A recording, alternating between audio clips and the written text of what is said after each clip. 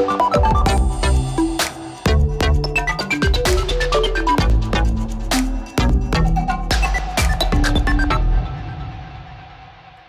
everyone, and thank you for joining me on this first edition for this new season of Business Africa. Today we put the spotlight on local production, whether in textiles or agri-food, and we look back at the lessons learned from the BRICS summit in Johannesburg. But first, let's get on with the show with our top stories today. Ndop fabric was revived thanks to an association that intends to restore its former glory by providing training to the youth. Young people aren't interested and don't organize awards like we used to. We need award ceremonies for these artisans to interest and attract young people.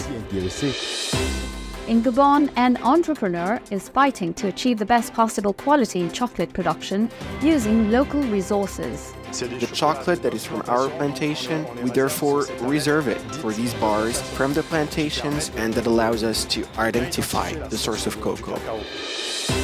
The century-old algae, Spirulina, this microalgae was discovered on the shores of Lake Chad and is now famous all over the world. We realized that it was a miraculous product. It was extraordinary to see the under-5s getting their strength back so quickly.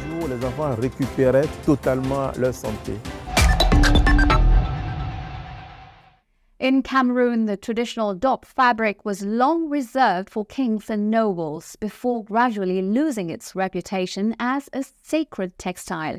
Unfortunately, it is now seen as a low-end product which is often counterfeited. And this is where the Sauvons le Ndop, Let's Save the Ndop Association comes in by encouraging young people to train with qualified craftsmen while highlighting the importance of preserving this sacred fabric, which has a big role to play in African traditions. Report by Maxime Farel-Bonia.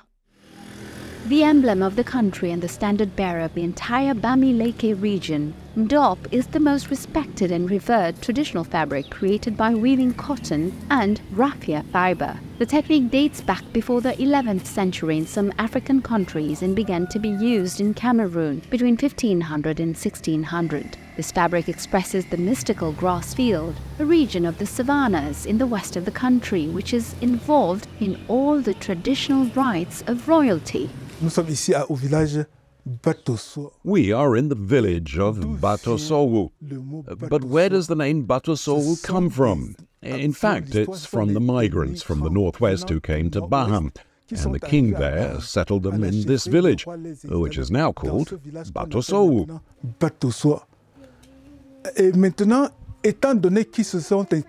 After settling here, they taught the Baham people how to make Ndop cloth, their tradition.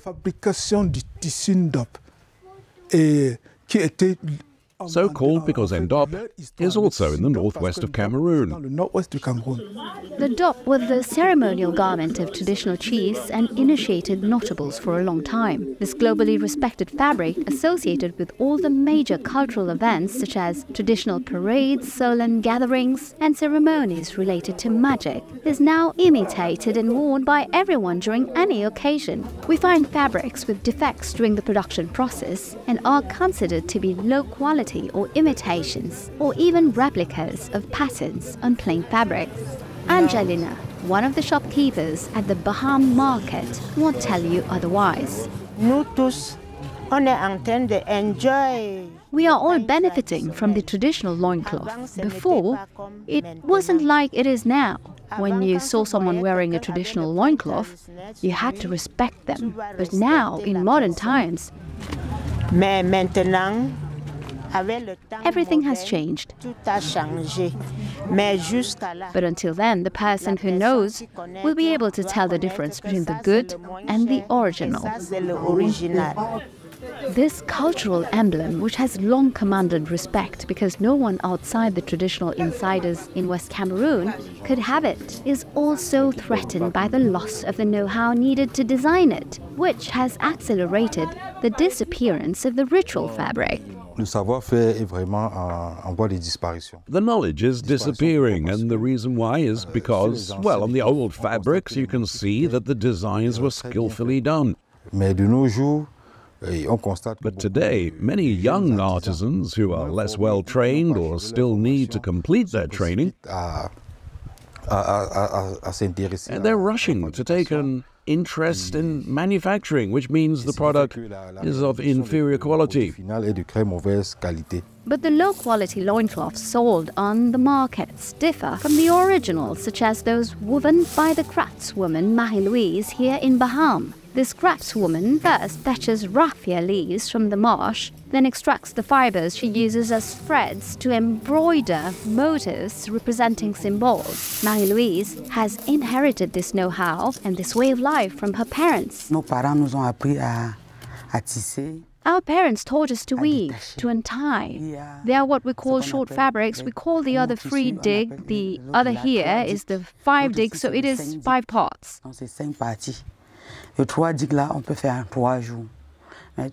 The 3 digs can be done in 3 days. First, you have to go to the marigot to get the fibers, then arrange and dry them. And that's what you use to sew. We leave it to soak as soon as we sew and come back to untie. So that's how we live here in Baham.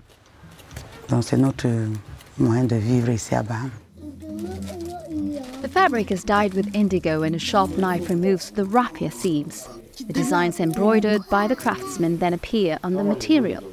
To preserve the sacred nature of this Cameroonian national heritage, Herman Younger, cultural promoter and president of the Let's Save the Ndop Association set up in 2020, is encouraging young people to take an interest in the true conception of the Ndop by learning the weaving and dyeing techniques from qualified craftsmen.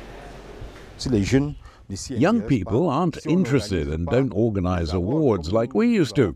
We need award ceremonies for these artisans to interest and attract young people, or for the parents to train their children. A child from the age of 5 can already weave and imitate his parents. That's how it is. So there are children who can do it and those who can't, but some do it very well. Let's Save the Ndop Association is working to promote Ndop textile by setting up training centers and promoting its inclusion on UNESCO's World Cultural Heritage list. The aim is to restore the nobility of this magnificent fabric. According to the figures, 80% of what is traded on the markets is cheap or counterfeited. As a result, almost 500 varieties of imitated fabric are on the market compared with less than 35 years ago. Action is needed quickly because Cameroon currently has around 50 producers of Ndop fabric and almost 400 craftsmen still working, and most of them in the west of Cameroon. Is Namibia Africa's new energy giant? Oil majors Shell and Total Energies have just discovered 11 billion of barrels of offshore oil in the Orange Basin and billions of cubic feet of natural gas. This was announced by the state-owned national oil company Namcor, the National Petroleum Corporation of Namibia. It pointed out that the discovery could double the country's GDP by 2040. A remarkable prospect for a country that previously produced neither oil nor gas. And that's not all, as the country also has significant reserves of rare earth minerals. The government has just signed a cooperation agreement in this field with Japan. Well, if you use the internet, you may have noticed an unusually slow network in some countries such as South Africa. This is due to an underwater landslide that has affected several fiber optic cables, particularly the West African cable that runs along the coast between Europe and South Africa. But repairs are underway and it should be completed in September, depending on weather conditions. Could brown gold make Africa even richer? The chocolate confectionery industry represents a global market worth almost 115 billion euros annually. But for a long time, African chocolate-producing countries were content to export beans and import chocolate, an illogical status quo that runs counter to the objectives of manufacturing locally. Some entrepreneurs are taking up the challenge, like Les Chocolats de Julie in Gabon, for example. Our correspondent Jean-Rovise de Bani reports from Gabon. Every weekend, Julie inspects her cocoa plantation to check if the 1,000 cocoa trees are growing well. Located in Cap Estoril, some 40 kilometers from Libreville, this orchard boasts an exceptional raw material used by master chocolate makers worldwide. For over 10 years, Julie and her French husband have been running a real sustainable cocoa plantation project. She is inspired by the village model of her grandmother's plantations. Criollo, Trinitario and several other cocoa varieties are grown on this plantation. This agricultural engineer regularly advises Julie's teams on new agroforestry methods.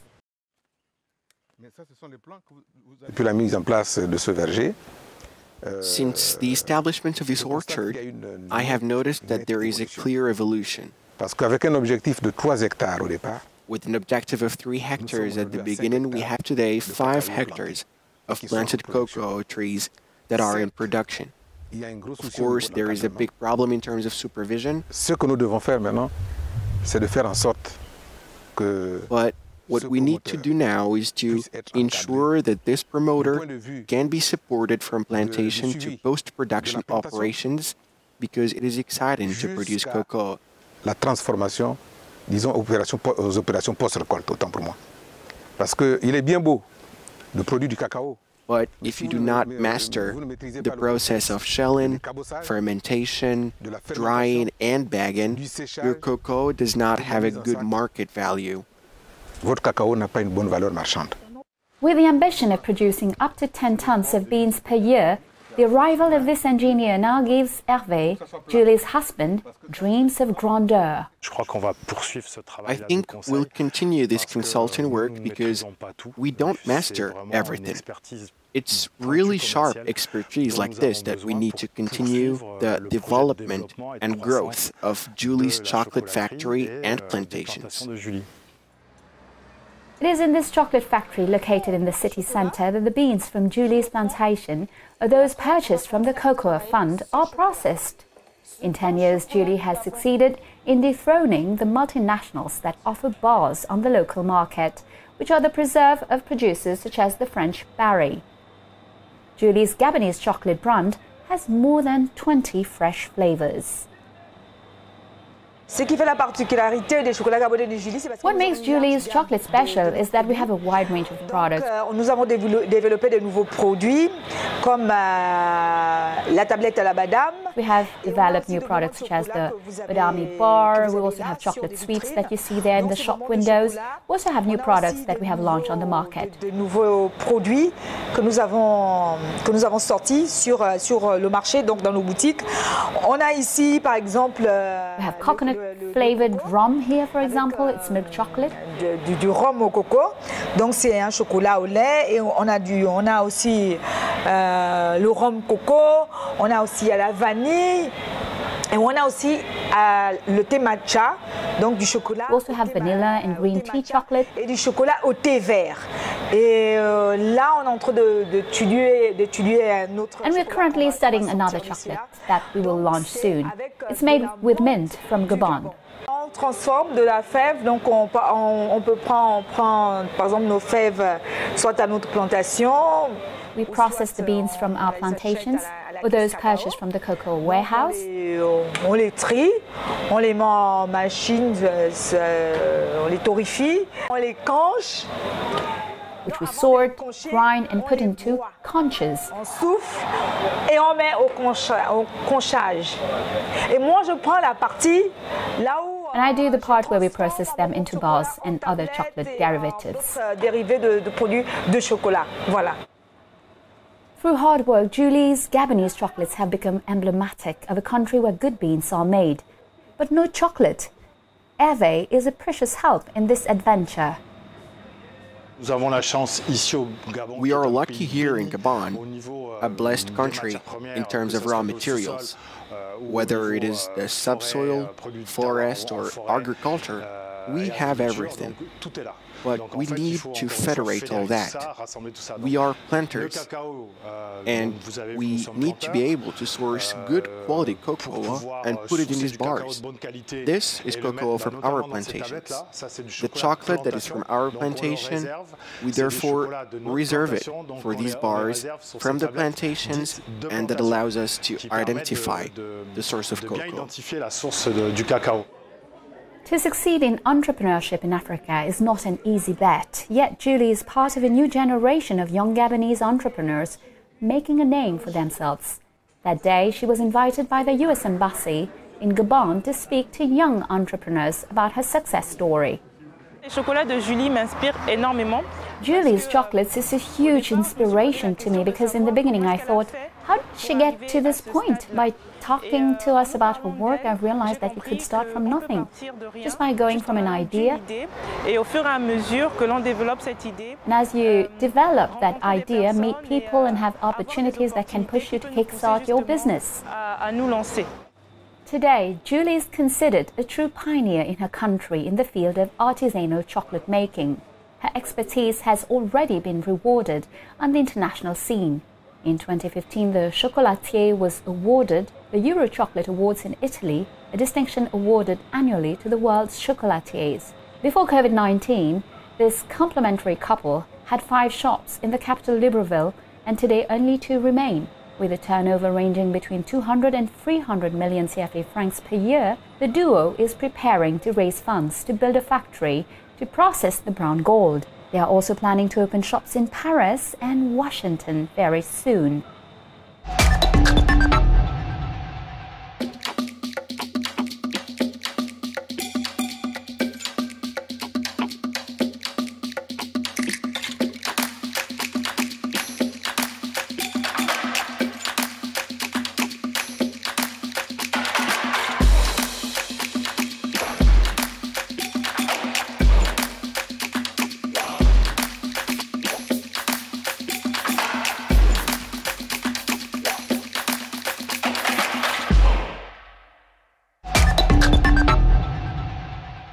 Welcome to the second part of our show.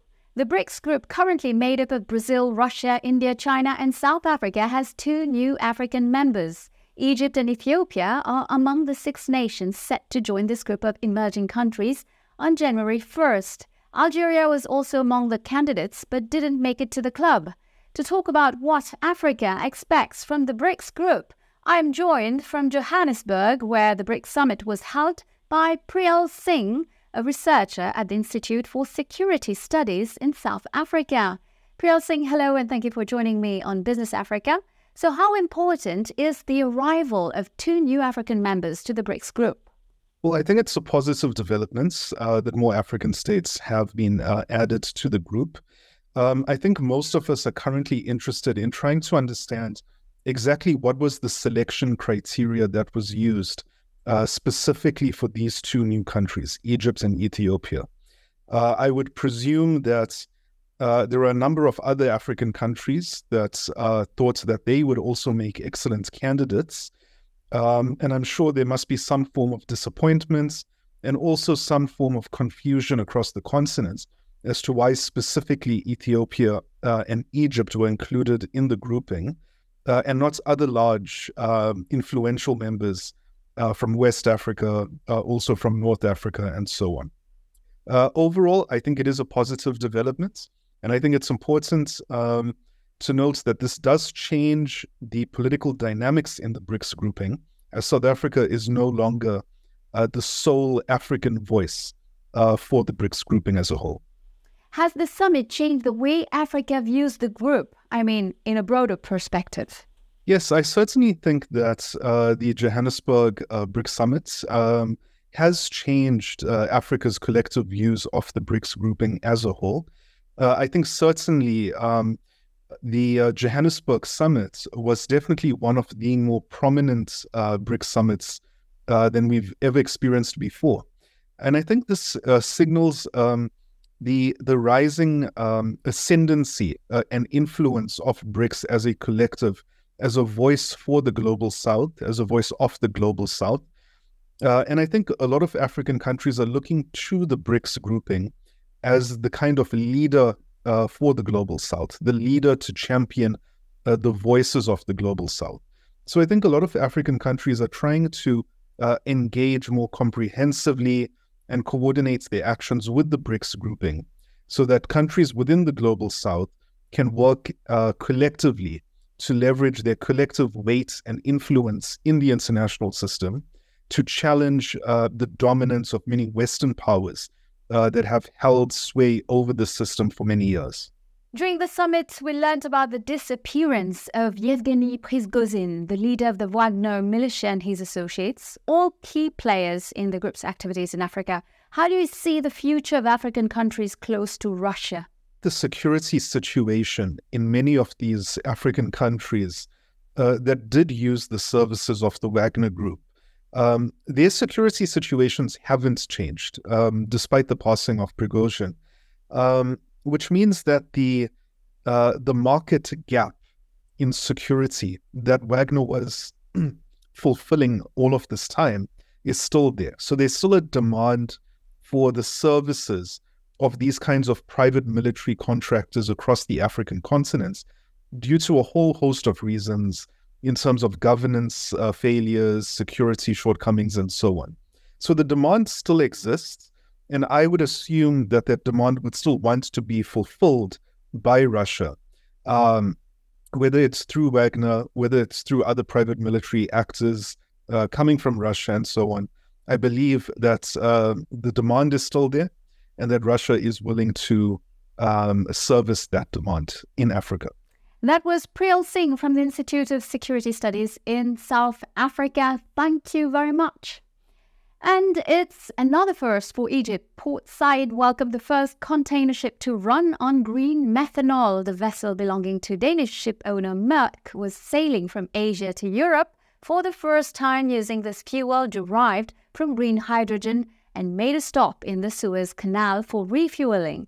It left Port Said with 500 tons of green methanol in its hold. The first phase of a green hydrogen production unit in the Suez Canal zone was recently inaugurated. Violence, explicit sexual content, hate speech, vulgar language, and offensive behavior. That's a lot, and that's what Kenya is blaming the social network TikTok for. The country's president, William Ruto, has confirmed that the platform will now be stepping up its moderation to expel any inappropriate or offensive content. Somalia already decided to ban TikTok and Telegram a fortnight ago, accusing these networks of facilitating the spread of immorality and terrorism. Senegal has also suspended TikTok, accusing it of inciting violent demonstrations. And now let's talk about a super rich food becoming increasingly fancied by many worldwide. Spirulina, a microalgae that has become very popular since the 70s. Back then, it was found as dry patties sold in markets around Lake Chad, but its consumption probably dates back to the 9th century in Africa. Today, the microalgae is mainly cultivated in China, but several African countries such as Benin continue exploiting it, particularly to combat malnutrition. Take a look.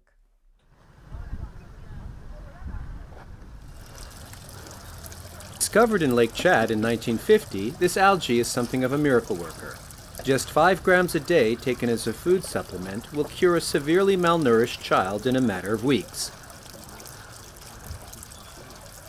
The algae, known as spirulina, has more than its fair share of vitamins, minerals, oligoelements, and proteins. It also regulates cholesterol levels and boosts the immune system of HIV/AIDS patients. Added to that, the precocious plant will increase resistance to fluent malaria, Africa's #1 killer. Countries such as Benin soon realized the algae's amazing potential. At the SPU, or Spirulina Production Unit, Roger Kublenu Adunkpe and his team are cultivating the plant to help solve a particularly pressing problem. 43% of under 5s in Benin suffer from malnutrition. Using imported spirulina, we cured 30 or so children in as many days. We realized that it was a miraculous product. It was extraordinary to see the under fives getting their strength back so quickly. As we studied it further, we saw that it was also good for older people, athletes, pregnant women. In fact, just about everyone of any age benefits from taking spirulina.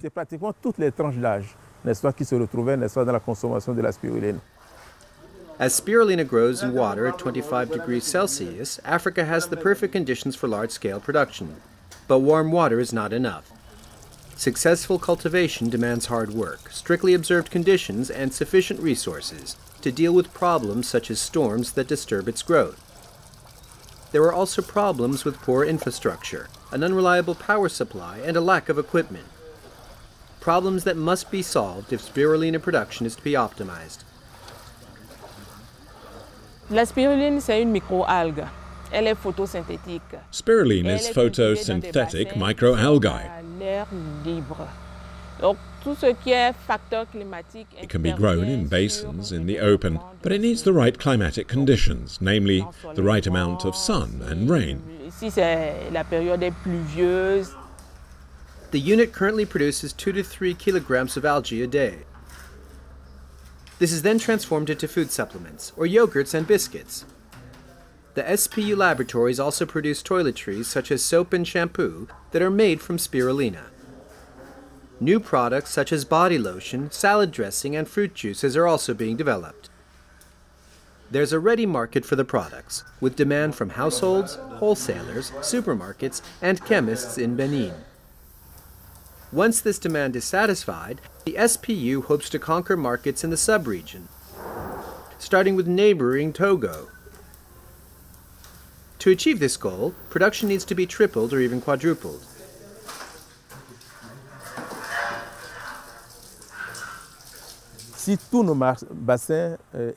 If all our available basins were producing spirulina, we would be producing 2 to 2.5 tons a year.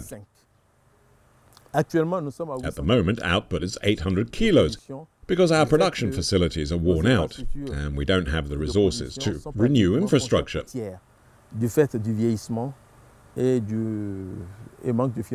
We're running at a third of our capacity, producing just enough to satisfy domestic demand.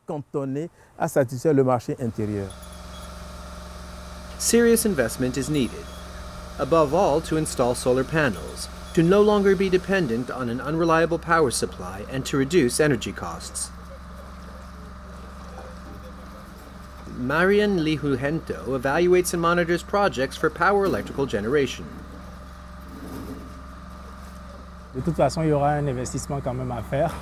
Money clearly needs to be invested.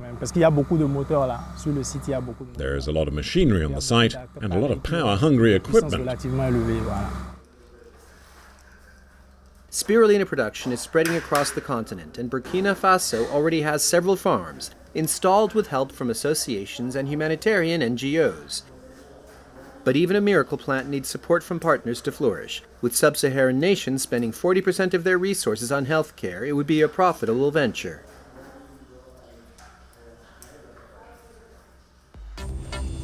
And that's it for today. Business Africa is over. I'll be back next week, same time, same channel for Initiative Africa.